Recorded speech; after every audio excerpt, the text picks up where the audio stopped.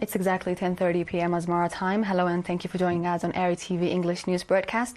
I'm Heaven Johans, your news anchor for this session, presenting you with our current updates for Monday, the 30th of December 2024, live from our headquarters in Asmara. We shall first begin with today's first report. At an activity assessment meeting held on 27 and 28 December, the National Union of Eritrean Youth and Students reported that it had conducted praiseworthy activities in 2024.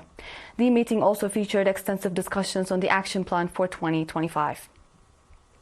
According to reports presented by heads of departments and regions, several commendable activities were carried out, focusing on enhancing political and organizational awareness, as well as increasing the participation of youth in all administrative areas and schools. The union also worked to enhance the youth's interest in education, develop their socio-economic capacity, and strengthen cultural and sports activities. Additionally, the reports highlighted the successful organization of festivals across all college students' weeks that incorporated general knowledge and creative competitions, and the awarding of outstanding students.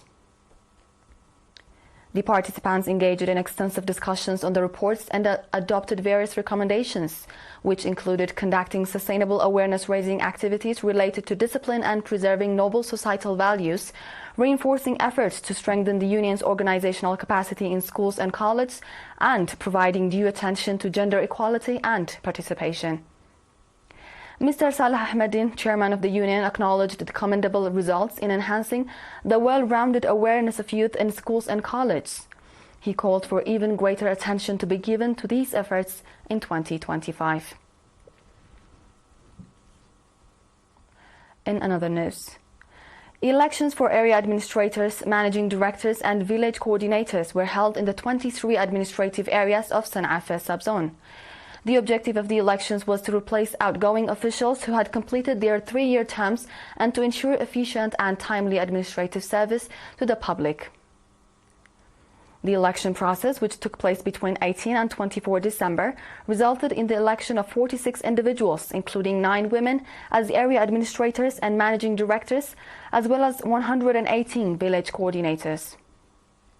Mr. Idris Ali Shiker, administrator of the subzone, stated that pre-election campaigns were conducted to raise public awareness, allowing citizens to elect trustworthy individuals who would serve their communities diligently. These campaigns were identified as a key factor in the successful execution of the election process. The newly elected officials expressed their determination to fulfill their responsibilities with dedication and serve the communities that entrusted them with these roles.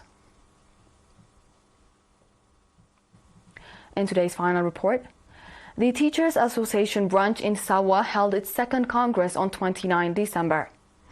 During the event, Mr. Simon Mahari, chairman of the National Teachers Association, provided a detailed briefing on the objectives and mission of the association.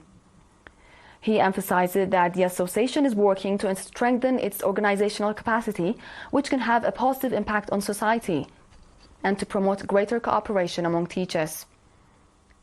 Mr. Rusom Gabrihiwat, director of Warsai Kalo Secondary School, noted that the National Teachers Association is a professional cooperative association and called on teachers to work hard for their development. The participants engaged in extensive discussions on the issues raised at the Congress and adopted various recommendations. This was the World on Monday with ERi-TV English News Broadcast. Dear viewers, thank you for joining. It's officially a goodbye from us.